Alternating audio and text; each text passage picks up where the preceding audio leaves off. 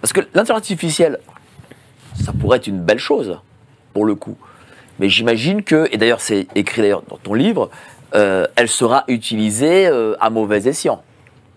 Alors, je ne peux pas dire elle sera utilisée à mauvais escient. Aujourd'hui, on voit qu'elle n'est pas... Bon. Oui, mais en réalité, l'intelligence artificielle, elle a un impact monumental sur l'activité sociale et économique, voire même sur les changements anthropologiques à venir.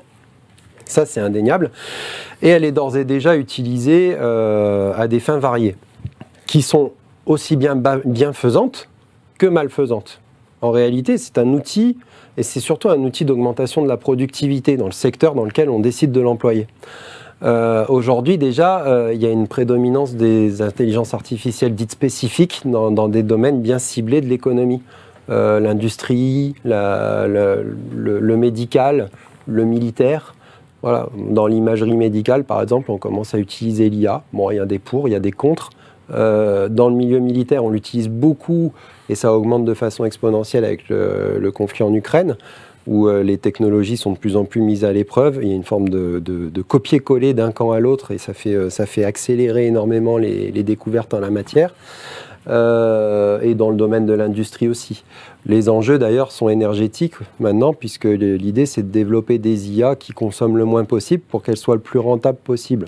Quand DeepSeek est sorti, ça a fait dévisser le marché américain parce que c'est une IA moins énergivore. Donc il y a de grands enjeux géopolitiques en cours. Et quand on parle d'IA, c'est vrai qu'on est souvent tenté de penser aux IA génératives, c'est-à-dire les IA type ChatGPT ou Llama, qui vont créer une interaction avec l'humain. Mais c'est vrai que l'IA au quotidien, c'est pas ça. L'IA qui est un peu partout en ce moment et qu'on ne voit pas, c'est pas ça. Néanmoins, ces IA-là, comme ChatGPT ou Llama, qui sont un peu déstabilisantes par leurs interactions assez proches de celles des hommes dans leur façon de répondre, sont à considérer de façon sérieuse parce qu'elles engendrent des conséquences sur nos façons de penser, d'évoluer, de travailler, qui vont avoir des répercussions à l'avenir. Moi, je le vois quand j'étais prof, j'avais des élèves qui utilisaient déjà beaucoup l'IA pour répondre à des questions, faire leurs devoirs ou autres. Donc, si je donnais une thématique, je voyais des fois quand j'avais des sujets développés par l'IA, avec derrière le risque de la délégation de la pensée, c'est-à-dire je ne m'entraîne plus à réfléchir, à penser, et j'attends de l'IA qu'elle me serve la réponse sur un plateau. Donc ça, c'est très risqué quelque part. Par ailleurs, l'IA ne réfléchit pas. Elle délivre des synthèses pour l'instant. Elle a un ensemble de données duquel ces algorithmes vont déduire les meilleures synthèses. Mais est-ce qu'elle est déjà capable de le faire comme dans Captionem ? C'est-à-dire d'être une IA centrale qui dirige une cité? Alors le principe de l'IA dans Captionem alterne entre les IA spécialisées et les IA génératives. En gros, il y a un recoupement entre le fonctionnement administratif de la gestion de la cité et l'utilisation des technologies pour la partie recoupement des fichiers, gestion et tout le reste. Donc, il y a des IA spécialisées dans chaque domaine. Par exemple, il va y avoir une IA justice, une IA gestion sanitaire, une IA gestion économie. Et elle récolte, et ça c'est la clé de voûte de ce système, l'ensemble des données des individus. C'est un système qui a permis la récolte des données, justement, en cassant les barrières éthiques grâce à l'instauration de narratifs qui l'ont permis, historiquement, dans la construction de la ville. Et en récoltant toutes ces données, elles font remonter à une forme d'IA qui, elle, réalise les synthèses et qui, elle, se présente plus comme une forme d'IA générative puisqu'elle est en capacité d'échanger avec les personnes. Et au-dessus de cette IA, il y a des hommes. Est-ce qu'elle peut échapper justement aux hommes? Tiens, parce qu'on a ce grand film de Terminator, Skynet. Est-ce que l'IA peut devenir à terme une sorte de Skynet et échapper même à l'état profond? Oui, alors c'est la question qui est très souvent soulevée par les futurologues.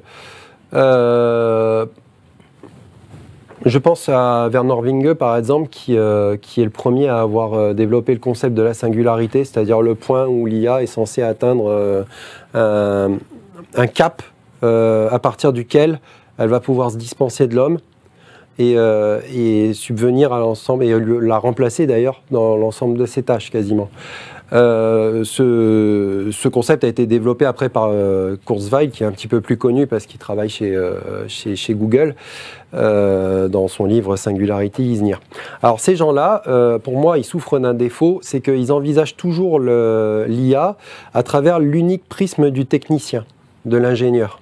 C'est-à-dire qu'eux, ils voient la performance mathématique et informatique et ils disent, en gros, à chaque fois, voilà à quoi ça pourrait nous mener, en théorie. Il reste qu'il se pose un autre problème qui est plus philosophique, c'est celui de l'existence de l'IA. C'est ce que j'aborde aussi dans le livre, c'est-à-dire, est-ce que l'IA est un danger en lui-même ou est-ce que c'est la société qui utilise l'IA qui devient le danger? La question, en réalité, est ontologique, c'est-à-dire qu'elle renvoie à la perception de l'être.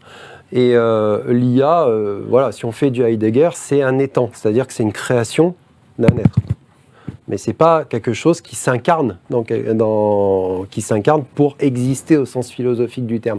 Donc, je pense quand même qu'il y a une forme de limitation à ces théories d'expansion de l'IA, dans le sens où l'IA sera toujours prisonnière de ses circuits imprimés et toujours prisonnière de la technologie par l'intermédiaire de laquelle elle peut exister, entre guillemets. Elle sera donc contrôlée par l'État profond qui, lui, a besoin d'une masse de gens sous contrôle et qui travaillent pour lui. C'est un instrument qui peut être très efficace, effectivement, dans la gestion des populations. C'est ce que je démontre dans le livre, en créant une société qui fait d'ailleurs de la récolte du renseignement la clé de voûte et de l'IA l'outil parfait pour faire les synthèses et combiner l'ensemble de ces renseignements afin d'atteindre les objectifs souhaités. Par exemple, si une personne fait l'objet d'une enquête judiciaire, comme c'est le cas dans le livre, c'est-à-dire qu'à un moment, les personnages vont commencer à avoir le système qui va se mettre sur eux, dans le cadre d'une enquête. Et là, j'utilise mon expérience d'enquêteur, les méthodes d'investigation que je connaissais, mais en extrapolant avec le champ des possibles offert par la technologie. Et surtout, dans une société qui a accepté de casser les barrières éthiques. Aujourd'hui, nous, quand on fait une enquête, enfin, je vais parler au passé parce que je ne suis plus gendarme, mais il reste quelques barrières éthiques quand même qui sont protégées par la CNIL, par exemple. On ne peut pas faire tout et n'importe quoi, il faut certaines modalités de saisine ou autres. Mais avec une IA qui permet un traçage permanent, parce qu'il y a aussi une combinaison transhumaniste dans le livre, parce que les personnes sont équipées d'une puce qui émet constamment leurs données. Et tout, en fait, ça résume tout. Ça résume le carnet de vaccination, les données bancaires, l'état du compte, etc.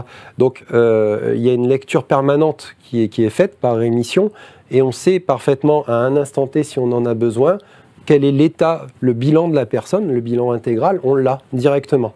Donc, ça renvoie à des perspectives qui sont assez effroyables, mais qui sont tout à fait réalisables techniquement à l'heure actuelle.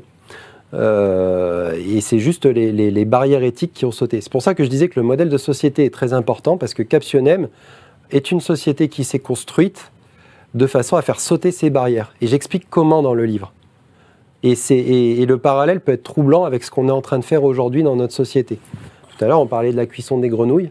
C'est exactement ça, mais avec derrière une ingénierie sociale qui est extrêmement développée, et surtout un rapport au matérialisme qui historiquement ne cesse d'évoluer. Et Captionem, c'est la société matérialiste par excellence, c'est-à-dire celle qui s'est complètement séparée de toute forme de spiritualité. Ce qui fait que ça ouvre les portes en grand à l'idéologie, puisqu'on remplace quelque part la morale religieuse, donc les notions fondamentales de bien et de mal, par des notions relativistes d'éthique, de bon ou mauvais. Et ça, c'est parfait pour l'idéologie, mais parce Captionem, on peut tout introduire. Captionem, même si c'est dans le futur, en lisant le livre, c'est la France de 2025. C'est même pas dans le futur, parce que la ville en elle-même, par la technologie qu'elle emploie, peut faire penser au lecteur que c'est futuriste, quelque part, mais en termes de temporalité, il s'inscrit en 2025, le livre.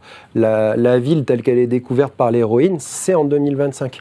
Mais c'est une ville expérimentale qui a juste le temps d'avance, le léger temps d'avance, qui permet justement de faire de cette ville un laboratoire. Et justement, les technologies qui sont développées dedans, je le dis, parce qu'elles sont déjà existantes.